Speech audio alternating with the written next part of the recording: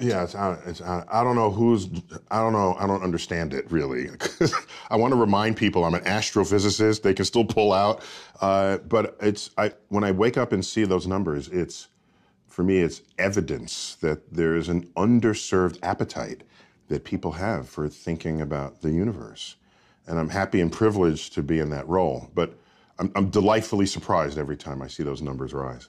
I grew up with a bunch of guys in Brooklyn. Not one, to my memory, said, you know what, I want to be an astrophysicist. And we'd have said, what are you, nuts, Bernie? Well, it was my first visit to the Hayden Planetarium, where I now serve as director. How old were you? I was 9 years old, a family visit. As a family, we went to all the places in the city. We went to the zoo, the art museum, and I think my parents were just, it was a matter of exposure for my brother, my sister, and me. And you don't want your options to be limited when you're asked what do you want to be when you grow up. And the more things you see as a child, the more options you have to reach for if something piques your interest. And for me, a first visit to the planetarium, I'm convinced, in fact, that it was the universe that chose me. Then you have to be good at something in school, which I gather was math. Well, so I liked math, but I think it's wrong to say you have to be good at it. I'd rather say you have to want to be good at it. And then ambition kicks in. And ambition can override whether or not your first foray was unpleasant, or you didn't do well, or maybe you flunked an exam. But if you really like it, you will spend time learning it. That's what liking something means. Maybe too many of us believe that we like something because you're good at it. And sure, there are plenty of cases where that's so, but why deny yourself the pleasure of a life of pursuit of something that brings pleasure? I love the microphone. I love the radio. It's all I ever wanted to do. Is this even a real microphone? Yeah, it is. It's not hooked up, but it's a real mic. Where's the wire? You don't know the answer to that? Hey, you're an astrophysicist. This is the biochemical derivation of the electrophysical magnitude. Why do we keep booking guests like this? You've been doing this so long, they've like neurochemically attached it to your brain, right? That's how they got you going here. Wow. Did you ever get discouraged along the way? Did you ever fail a test and say, Yeah, I mean, I remember, discouraged, I don't know if discouraged is the right word. I remember opening a calculus book for the first time. Good luck. In high school. And calculus is not some natural next step after algebra, right? It's a completely different new way of thinking about the relationships of things that change in the world. And you open up the book and there are all these squiggly lines and all these alphabet drawn from Greek letters. And it's like, I will never understand this, ever. Should I bail now while I have the chance? And I said, let me just try this. And a month later, after I said, hey, I kind of understand, I think I know what that is. Oh, 2 months later, hey. 3 months later, I got this. And that was, that moment for the rest of my life it became proxy for me saying, if at first encounter, I have no clue what's going on, just spend time learning it. I mean, it sounds simple, but you can, I would realize how profound that fact, how profoundly that would affect the rest of my life. Anytime I saw something I didn't understand, work at it. do you use calculus? All the time. There is no understanding of the physical universe without calculus. Were you a nerd? Yes, card carrying. I attended the Bronx High School of Science. Oh my God. Okay, and this is You had to take a test to get into that. Yeah, you did. No, you not only take the test, you had to like get above a score to get in, right? Not just anybody take the test, you gotta get above the score. But that's how old I am. They make fun of you for being old. I'll tell you how old I am. I was there and we formally learned calculations on a slide rule. And my slide rule had a leather pouch. And you go walking down, the best nerds had like the biggest slide rule pouch. And it's almost like what? Did your friends walk down the hallway. Your friends in the hood make fun of you? A little bit. Because the hood that I was in was not sort of the stereotyped hood that people imagined. My earliest memories are the East Bronx and the housing projects there, the Castle Hill middle-income housing projects. But then my father's income went above that level, and they kick you out when that happens. And so we moved to Riverdale. Oh. That's what I'm saying. Riverdale. That's uptown Bronx. Yeah, that's uptown. So in the Bronx, there wasn't so much of the force of the hood that you might think, but nonetheless, there were pressures for me to be athletic, and no one really cared about what I was doing, but I cared about what I was doing. Coming up, we'll talk about the mission to Mars, privatization of space. We'll talk about climate change. We'll be right back. We're with Neil deGrasse Tyson, one of my all-time favorite guests. Okay, let's get to some things current. Wait a minute, you've had 60,000 guests.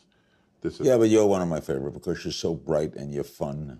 Well, thank you. I'm honored. You're in the universe. I was going to say in the world, but you're in the universe. We're all in the universe.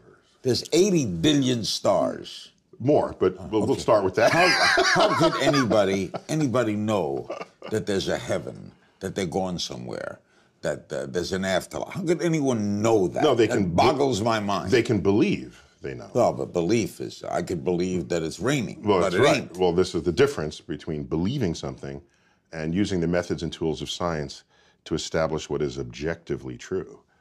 And what is objectively true is something that is true outside of your belief system. That's what science is. That's how we can make stuff. Do you wonder how it all began? Oh, of course. What do you think? Well, so it depends what you mean by it all. There was a day. It all, this. Well, no, I'm saying there was a day. It all could be, how did life get here? How did the Earth get here? How did the sun, moon, solar system get here? How did the galaxy get here? How did the universe get here? And so all of our evidence points to a pretty fun beginning of the universe, the Big Bang. We got a term for it, the Big Bang. What was there before it? It's a frontier of our investigation, and I got top people working on it. To find out what was there before. Yeah, we don't know. We don't know. What was there before the before? Yeah, but we're not ready to put our top people on that one yet. So the problem of origins is a very different kind of investigation from just describing just the existence of a thing. And there are many cups here, and so we can say, oh, this came out of a factory. But what made the factory? Well, people made the factory. Then what made the people? You keep going back, and then you have the sort of the origins question, because typically there's only one origin of anything, so you can't compare it to other things. And so it poses special challenges to scientific Is that why inquiry. many of you guys go nuts? No, just the ones you've interviewed. You've selected them. You got to go crazy if we can think. All right, why isn't it raining in California? Yeah, the climate is. I mean, drought. It's not as though droughts have no precedent in the history of the world. But what's more important than that it's not raining is there's a consumption of clean water, potable water from the water table that's not being replenished, and it's being pulled out at a faster rate than it's returning. And that's a recipe for disaster. And so we need to think more, sort of, dare I use the word, holistically about systems that manifest on this earth. And that's a relatively new way to think about the world. But what do we do about it? Stumped, huh? Yeah, I don't have easy answers. I think we need to be better shepherds of our activities and our behaviors. If you're watering your lawn, do you need clean, potable water to water your lawn? No. You could use the water that came out of your dishwasher. Your grass is not going to care.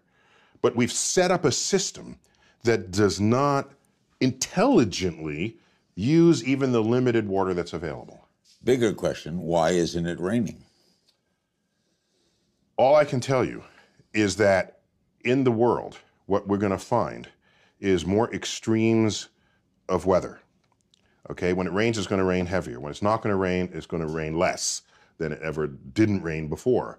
And as these extremes, that's kind of the new normal. We're going to have to grow accustomed to. And all evidence points to the fact that it is human-caused influence on the ecosystem. on the climactic system. So cold weather will get colder, warm weather will get warmer, wet weather will get wetter. Yeah, yeah. So the extremes, you'll start visiting the extremes, and what happens is, as the temperature rises, more moisture from the ocean gets lifted into the atmosphere, and generally when we think of weather, we think of storms and things. And so now that when you have a storm, there's more moisture to feed that storm. There's more heating to drive the convective cells. And so the storm gets more ferocious.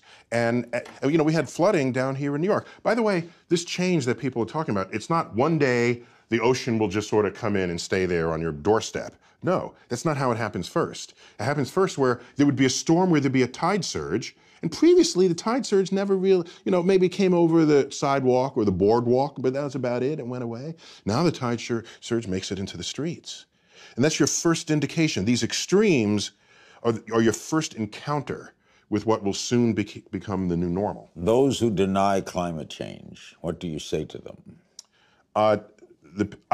In a free country, which at least we believe, we tell ourselves we live in a free country, I don't care what you believe. You believe whatever you want. The problem comes about is if you are in denial of an emergent scientific truth and you wield power over legislation. That's a recipe for disaster. The person on the street doesn't care about climate change or doesn't, maybe we'll have a conversation, but I'm not going to lose sleep over that. It's when someone, an elected official, stands in denial of climate change, something that scientists have been telling them now for decades, and they're going to create legislation in response to that. That is the end of an informed democracy. The end. I love when they say, I don't know anything about it, but it's not true. I don't know anything, but it's not true. And so, by the way, I don't beat politicians over the head. You'll never see me arguing with a politician. You know why? Because politicians, representatives, senators, they are duly elected by a community of people, the electorate. So if they want to say the Earth is 6,000 years old, it's probably because their electorate thinks so. And so as an educator, my task is to educate the electorate so that they could then vote people into office who can make sensible legislative decisions that can affect us all and not derive from their personal, private belief system. The man who brought us Cosmos has another show on the air. It's called Star Talk, and we'll talk about that and the rumored second season of Cosmos after the break. We're back with Mr. Tyson. What is Star Talk? Thanks for asking. It was an experiment radio show 5 years ago on a grant from the National Science Foundation. And I looked around and I saw, well, how does someone receive science through media? And there's some fine science programming. On NPR especially, where there's a, Science Friday, for example, and I've been on Science Friday, love it to death. There's a journalist interviewing a scientist. But if you tune into that, chances are you already like science. That's why you'd listen to it. But how about the people who don't know they like science? Or how about the people who know they don't like science? How do you get science to them? So I thought, why don't we invert the model? And I'll be the interviewer. I'm the scientist, and my guests will hardly ever be scientists. I would draw them. They would be hewn from pop culture. And my conversation with them would be about all the ways science has influenced their life or their livelihood. Are you teaching or asking? So there's some teaching in there, but it's really, if these are people, you would have heard of these people we've interviewed. One of them is like President Carter, all right? I didn't ask him about the Middle East. That's what other people do. I asked him about his engineering background and how that might have influenced his diplomacy. Is he thinking differently from others who had a different background? That's kind of interesting to me. It might be interesting to others. Interviewed George Takei from the original Star. He's a fun guy on every level. And we talked about the science fiction projections for the future and what came true, what didn't. But he's from pop culture. He's not a scientist. He may have played one on TV, but he's not a scientist. So you do this on television now, too? So now it jumps species. And the National Geographic Channel, by the way, Cosmos, while it aired on Fox domestically and National Geographic delayed, National Geographic took it around the world in 180 countries. And so I had a relationship with National Geographic, and they said at the end of Cosmos, we got to do more TV together. And I said, no, that's not kind of what I'm about. But I am doing this radio show. Maybe we could film that. They agreed, and now it's on late night, like 11 p.m. The great man who started Cosmos was Carl Sagan. my man. I interviewed him maybe 100 times. Yeah, Carl's a billion. So you can say you've interviewed him maybe 1 billion times. I loved him. Yeah, get the billion going there. He was pre-you. Yeah, my first encounter with him was memorable for me. Probably not for him, but for me. I had applied to college, and I've told this story before. In fact, I retell it in Cosmos. I'd applied to college, and I'd known I was interested in the universe. I had been accepted at Cornell, and unknown to me, the admissions office forwarded my application to him for his comment and reaction. He then sent me a personal letter, hand-signed, saying, I hear you're considering Cornell. I'll be happy to give you a tour of the campus if you want to come up and visit to help you decide. And he was already famous. He had been on Carson, and scientist on Johnny Carson. Oh my gosh, that was nobody had done that before. So he had cleared the field for anyone who would come after him to do much of what he had pioneered. And so I did go up. He met me outside the building, gave me a tour, reached behind him. Didn't even look. Reached behind him, pulled out one of his own books. I'll never forget that. You have written so many books, you just reach behind and grab the book that happens to be there. Signed it to me, I still have that book. So I said to myself at the time, if I am ever in a position to bring the universe down to earth in the ways he has, then I will for sure be looking to students and others coming up with the dignity and respect that he... Cornell's not a famous school of science. No, they do. Hotel management. It was an ag school, and there's a huge agricultural dimension to it. When I visit, I love the barn. The barn, they take the methane flatulence that cows so freely put into the air from their own digestive tract, and then they use that to keep the barns warm by burning the methane over the winter. So it's Did you enjoy Cornell? No, I didn't actually attend Cornell. You did? Yeah, no, I actually didn't attend. Where'd you go? I attended Harvard. Oh, wow. Yeah. No, because I figured if I didn't want to go to Cornell just for one person, because suppose he went to another place, whereas Harvard was very deep in astrophysics. Was Carl disappointed? He wrote me a letter. He said I did not make a mistake by choosing Harvard. That was the... What do you make of Mr. Musk and the others who are, they're going to... Oh, Elon! They're going to send their own planes up. It's rockets, yeah. Right. I'm skeptical on a couple of levels. By the way, we need people thinking that way.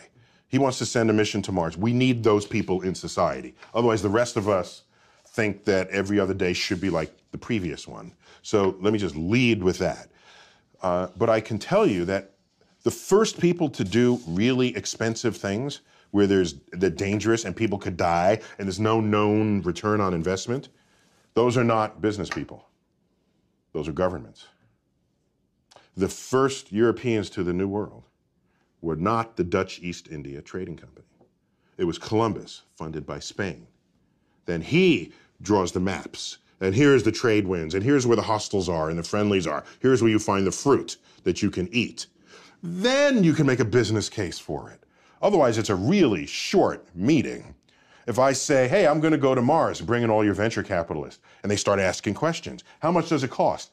I don't know, but a lot. And is it dangerous? Yeah, people probably die. What's my return on investment? I have no idea, probably zero. That's a 5-minute meeting, and it doesn't happen. So somebody's got to go out there with the long view, the longer than the quarterly report view. And once the patents are awarded and you've established what's dangerous and what's safe, then you make the business case. Our guest is the fabulous Neil Tyson. When we come back, I'm going to talk about life and death and what he thinks, what he believes, what he has faith in after this. We're back with Neil deGrasse Tyson. He is one of the fabulous people in this country, one of my favorite guests. I'd like to tour with you we do universities, and I ask questions and we explore things. Okay, you're the scientist. Bring it on. Bring it on. You accept facts and belief. I know the religious people believe, the scientist says prove. What do you believe? What do you think happens when we die? Well, so I can make some unassailable statements about what happens when you die. So you spend your life eating food. Food has a calorie content, and calorie is a source of energy. Calorie is a unit of energy. You bring it in, and then the energy is available for you to maintain your body temperature at nearly 100 degrees. It's 98.6. How do you keep something at 100 degrees when nothing else around you is? You're burning energy to sustain that, because biologically, we need to be at that temperature to function, okay? You also need energy to walk and to move. That's why you eat food. The moment you die, what happens? You don't maintain the energy. Your temperature drops. How far does it drop? To room temperature. At a funeral, in the casket, if you touch the hand of the person in the casket, your first thought is, the body's cold. No, it's not. It's room temperature. But it's cold compared to 100 degrees. They're no longer burning this energy. Okay, so now, every one of your molecules has energy within it. If you get cremated, that energy gets released in the form of heat. And you heat the air, and that air radiates to space. You get buried, which is how I want my body to be disposed of. Bury me. Bury me. Because you know why? I don't want the energy content of my body to just get radiated out into space, of no use to anybody. Put me in the ground. Let the worms, microbes come in and out of my body. And the energy content of my body that I had assembled over my lifetime, consuming the flora and fauna of this earth, my body then returns to them. And thus is the cycle of life. I know that's going to happen because you can measure where the energy goes. And that's how I want to go out. But you're not conscious, and that's for eternity, right? Yeah, there's no evidence that I have any consciousness of anything. And by the way, is that so weird? Did you have consciousness before you were born? Were you saying, how come I'm not on Earth? My gosh, I need to be on Earth. Or where am I? No, there's just the state of non-existence. Oh. And so I'm not given any reason. But now I am born. Okay. And I can't stand the thought of non-existence. See, I already have existence. I accept it. Okay, it is true. We fear death because we are born knowing only life. Right. I get that. However, I take another view, because I've been asked, if you could live forever, would you? Yes. Okay, we're done with the interview. Finish the sentence. Yes. No, okay, sure, that's an attractive idea. But the way I look at it is the knowledge that I'm going to die that creates the focus that I bring to being alive. The urgency of accomplishment, the need to express love now, not later. If we live forever, why ever even get out of bed in the morning? Because you always have tomorrow. That's not the kind of life I want to lead.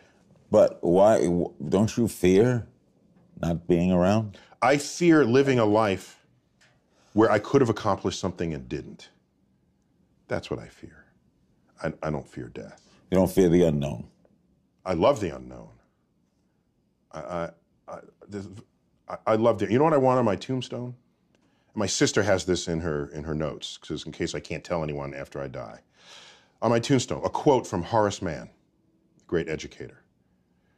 Be ashamed to die until you have scored some victory for humanity. That's what I want on my tombstone. But you don't fear or think about not being around? My great regret for not being around would be, it would be kind of cool to see my kids continue to Don't grow. you want to know that? Yeah, that'd be fun. I want to see what inventions would make life easier, what clever discoveries or innovations would arise out of the collective brain work of my species. What do you think when you see religious people, when you see popes or rabbis or people who fervently believe, the Billy Grahams of the world, who are sincere and wonderful people? Yeah, of course. Who actually may be delusional that they're going somewhere? No, they're embedded in belief systems. And what I look at is I see all the belief systems, and when you line them up,